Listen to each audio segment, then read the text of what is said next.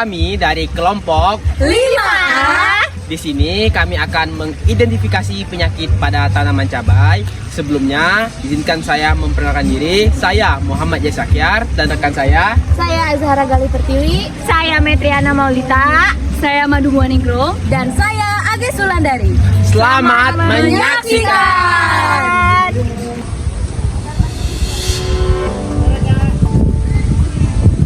Wah, aku nemu penyakit. Wah, aku juga. Wah, aku juga. Aku juga. Ya udah, kalau gitu, mari kita berkumpul dan kita identifikasi bareng-bareng. Ayo. Baik, setelah diidentifikasi pada tanaman cabai, saya menemukan penyakit layu fusarium yang dimana penyakit ini disebabkan oleh jamur dari genus Fusarium, khususnya Fusarium okiporum. Fusarium ini termasuk dalam patogen jamur. Nah, bagian tanaman yang terserang yaitu pada bagian akar, pada bagian batang, daun, dan juga buah. Untuk selanjutnya, gejala serangan ini termasuk layu pada daun itu sendiri, yang dimana daun itu menjadi kuning dan ada juga yang menjadi coklat dan hitam. Nah, terus nanti kelama-lamaan pastinya karena terserang layu fusarium, tanaman ini akan mati karena terinfeksi gejala layu fusarium yang parah. Nah, untuk warna batang tanaman ini menunjukkan warnanya itu yang menjadi kecoklatan. Nah, dan untuk akarnya ini terjadi pembusukan dan ini sudah tidak bisa diharapkan lagi karena memang akarnya itu sudah terinfeksi parah. Nah, untuk keparahan penyakit pada tanaman cabai yang ada di sini itu bervariasi tergantung pada faktor lingkungan, kelembapan, suhu, dan intensitas cahaya yang ada di lahan ini. Dalam kondisi yang mendukung, penyakit ini dapat menyebar dengan cepat dan menyebabkan kerugian yang sangat signifikan bagi petani yang ada di Indonesia. Dan selanjutnya ada insidensi penyakit yang dimana penyakit layu fusarium ini bisa sangat tinggi, terutama pada tanaman cabai ini sendiri. Ada beberapa langkah untuk mengendalikan penyakit layu fusarium ini sendiri. Di antaranya ada rotasi tanaman, yang dimana kita harus melakukan rotasi tanaman dengan tanaman yang tidak rentan terhadap penyakit tanaman cabai.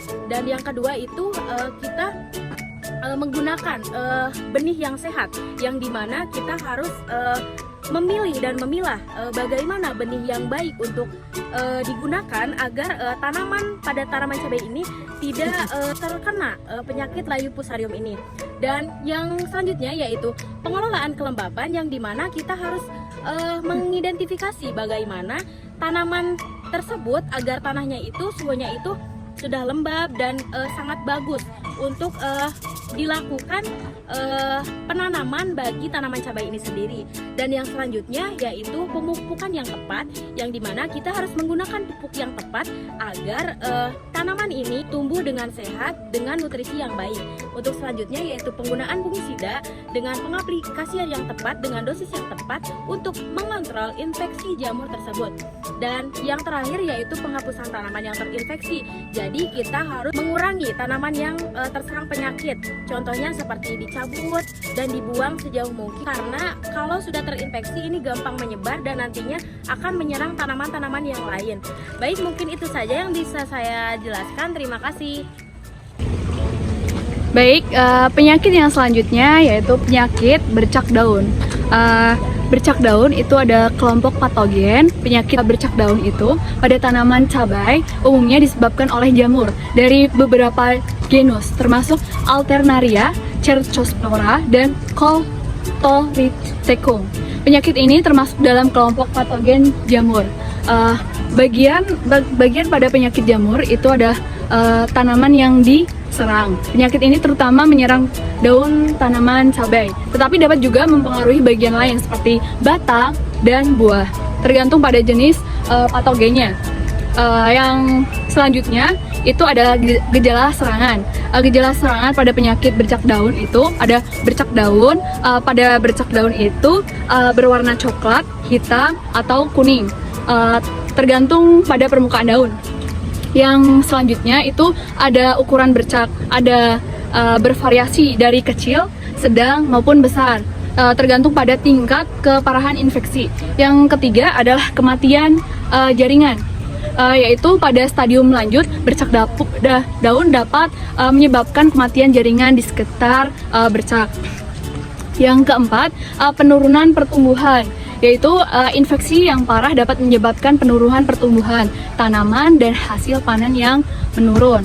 Yang selanjutnya pada tanaman penyakit tanaman cabai pada penyakit bercak daun itu adalah keparahan penyakit. Keparahan penyakit daun bercak dapat bervariasi tergantung pada kondisi lingkungan seperti kelembapan, suhu, dan sirkulasi udara. Pada kondisi yang mendukung seperti kelembapan tinggi, penyakit ini dapat menyebar dengan cepat. Insidensi penyakit daun bercak itu cenderung sangat tinggi, terutama pada musim hujan atau di daerah dengan kelembapan yang tinggi. Tanaman yang ditanam dalam jarak terlalu rapat atau di tempat yang kurang ventilasi juga lebih rentan terhadap serangan penyakit. Yang selanjutnya adalah rekomendasi pengendalian. Beberapa langkah untuk mengendalikan penyakit bercak daun pada tanaman cabai itu meliputi rotasi tanaman, penggunaan benih yang sehat, pengelolaan kelembapan, terus penggunaan fungsi-sida, terus penghapusan tanaman pada tanaman yang terinfeksi. Baik, itu saja mungkin yang bisa saya jelaskan pada penyakit daun bercak. Sekian. Baiklah, di sini saya akan menjelaskan penyakit pada tanaman cabai, yaitu daun menguning, yang dimana daun menguning ini memiliki patogen yang disebabkan virus, yaitu virus menguning, dan bakteri Xanthomas campestris dan jamur Fusarium spp. Bagian tanaman yang sering diserang yaitu pada daun tanaman cabai dan juga berdampak pada bagian lain seperti batang dan akarnya. Nah, yang ketiga gejala serangan, yang dimana gejala serangan ini daun menguning mulai tepi hingga ujung ini semuanya menguning. Dan yang ketiga itu daunnya menjadi kerdil, dan yang keempat biasanya juga memiliki bercak dan bintik, dan juga daunnya bisa rontok. Nah, selanjutnya itu keparahan penyakit. Nah, daun menguning ini juga memiliki keparahan penyakit, yang dimana keparahan penyakit itu dia menguning bervariasi tergantung pada jenis patogen kondisi lingkungannya. Yang kelima, insidensi penyakit ini dapat tinggi terutama di daerah dengan kelembapan tinggi dan suhu hangat. Yang keenam, rekomendasi pengendaliannya itu bisa menggunakan varietas, mengendalikan vektor, sanitasi kebun, dan pengelolaan nutrisi serta rotasi tanaman. Dan juga bisa penyiraman yang tepat dan penggunaan fungisida atau bakterisida. Sekian. Baik, di sini saya akan menjelaskan gejala penyakit daun terbakar. Penyakit daun terbakar itu bisa disebabkan oleh bakteri Xanthomas campestris atau juga bisa disebabkan oleh jamur. Bisa juga disebabkan oleh faktor lingkungan yang menyebabkan tanamannya stres sehingga menyebabkan tanaman cabai terkena penyakit daun terbakar. Nah, selain itu, bagian tanaman yang diserang biasanya pada pucuk daun ataupun pada batangnya. Jika parah, bisa menyebabkan penyakit sistematis yang menyebabkan satu tanamannya itu terkena serangan penyakit tersebut. Gejalanya itu dari ujung daun itu terlihat hangus, terdapat bercak-bercak coklat, daun melengkung atau mengkerut, bisa juga kematian pada daunnya saat masa pembuahan. Keparahan penyakit ya tadi bisa sampai si tanaman cabainya itu sampai mati. Ada rekomendasi pengendalian, beberapa langkah untuk mengendalikan penyakit tanaman yang terbakar itu bisa oleh pengendalian air, juga bisa rotasi tanaman, juga bisa dengan cara pemupukan yang tepat, sanitasi kebun, penggunaan varietas tahan cuaca, juga penggunaan pestisida yang tidak berlebihan, dan jangan lupa monitoring dan pengawasan pada tanaman cabai kita.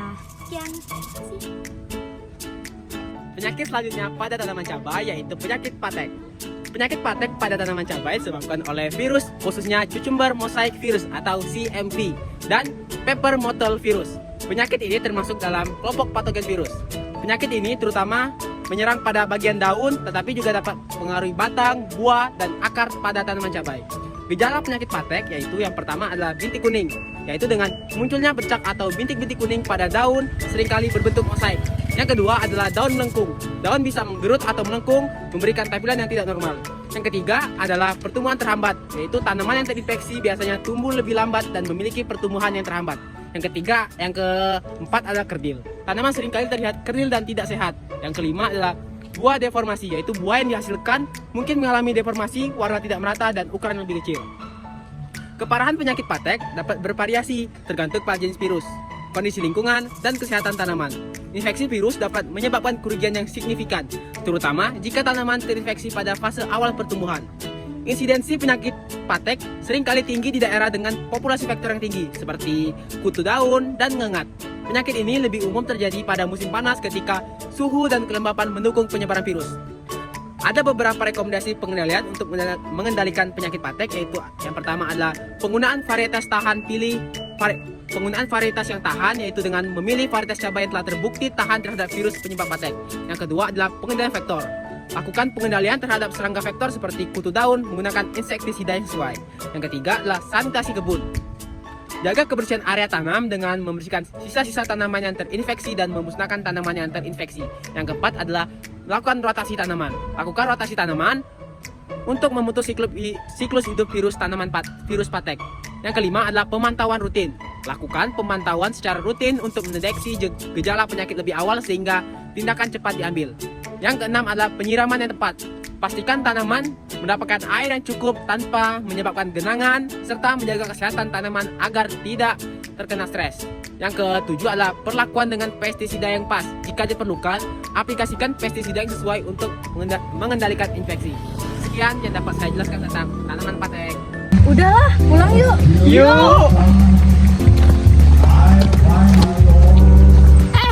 Tunggu, bentar, pulang, balik. Apa sih? Ada yang kelupaan. Apa? Oh iya, itulah hasil dari identifikasi kelompok kami. Terima kasih telah menyaksikan. See you and goodbye.